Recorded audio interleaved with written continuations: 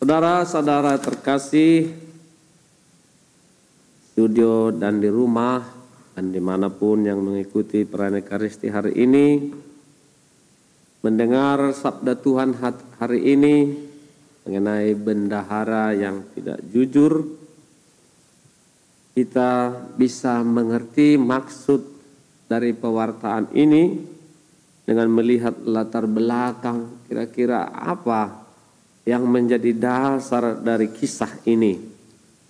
Bendahara dalam kehidupan orang Israel pada waktu itu diberi kuasa oleh tuannya untuk mengelola hartanya, dan dia tidak digaji, tapi dia boleh mempergunakan, meminjamkan juga uang yang dipercayakan kepadanya pada orang lain.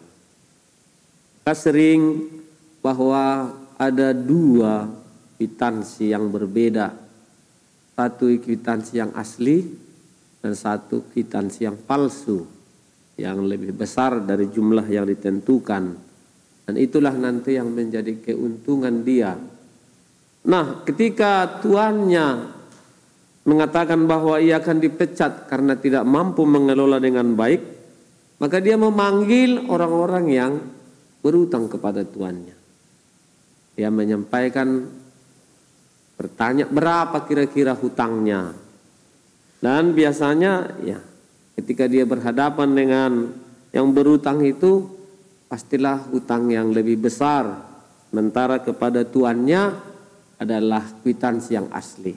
Maka ketika dia memanggil mereka yang berutang, dia mengurangi jumlah hutangnya, padahal sesungguhnya itu sesuai dengan kwitansi aslinya yang ditunjukkan kepada tuannya. Jadi seolah-olah memang dia berjasa, padahal mungkin bisa juga dikatakan berjasa karena itu termasuk bagian dari upahnya, kelebihan dari kwitansi yang dituliskan di kwitansi yang palsu dan yang asli itu, itulah yang menjadi upahnya. Dan di situ kelihatan betapa dia cerdik. Sesungguhnya dia tidak merugikan tuannya, tapi di sisi lain dia menolong juga orang yang berutang kepada tuannya.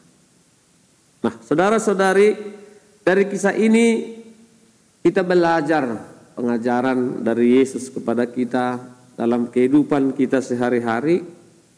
Kita adalah bendahara-bendahara,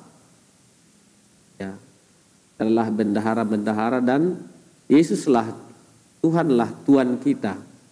Kepada kita banyak dipercayakan harta benda, baik itu secara fisik tidak kelihatan juga, tetapi sering tidak kita pergunakan, tidak kita pakai secara cerdik. Justru harta benda, alat-alat yang ada semakin menjauhkan kita dari Tuhan dan dari sesama.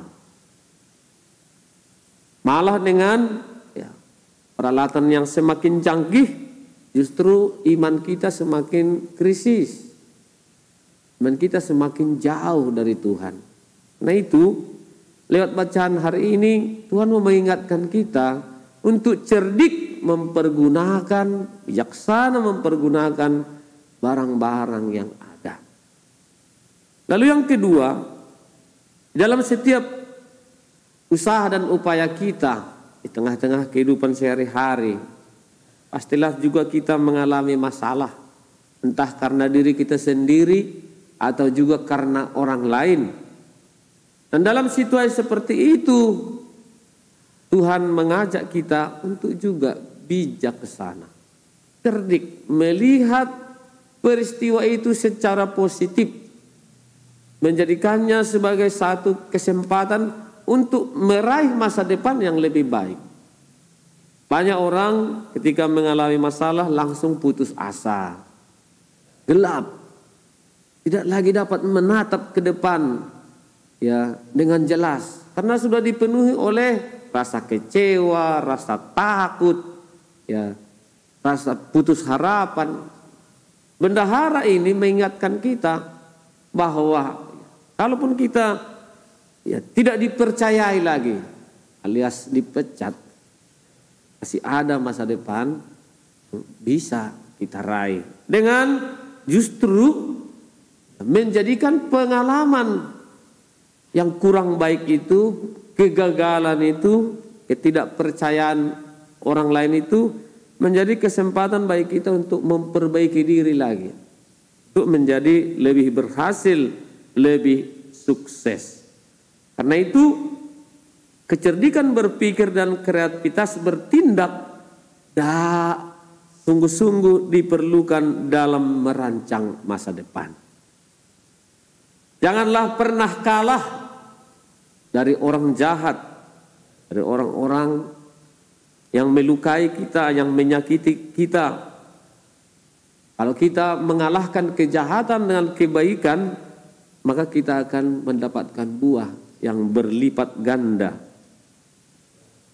Kejahatan tidak akan pernah bisa menang kalau kita hidup dalam semangat kebijaksanaan yang bersumber dari Allah sendiri. Lalu yang ketiga, saudara-saudari, Tuhan mengingatkan kita, hati-hatilah dengan kekayaan. Banyak orang yang menderita, susah, jauh dari Tuhan, hidup dalam kehidupan yang serba menjadikan kita lupa kepada Tuhan, lupa kepada sesama. Seperti di kutipan lain dikatakan oleh Yesus, pergunakanlah mamon dunia ini dengan bijaksana. Harta kekayaan memberi kita kehidupan.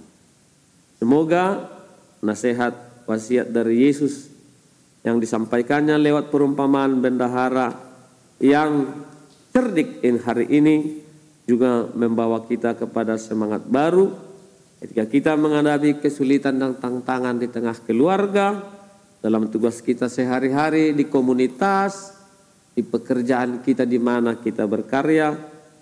Tuhan juga memberi kita kebijaksanaan untuk meraih yang lebih baik ke masa depan. Semoga, amin.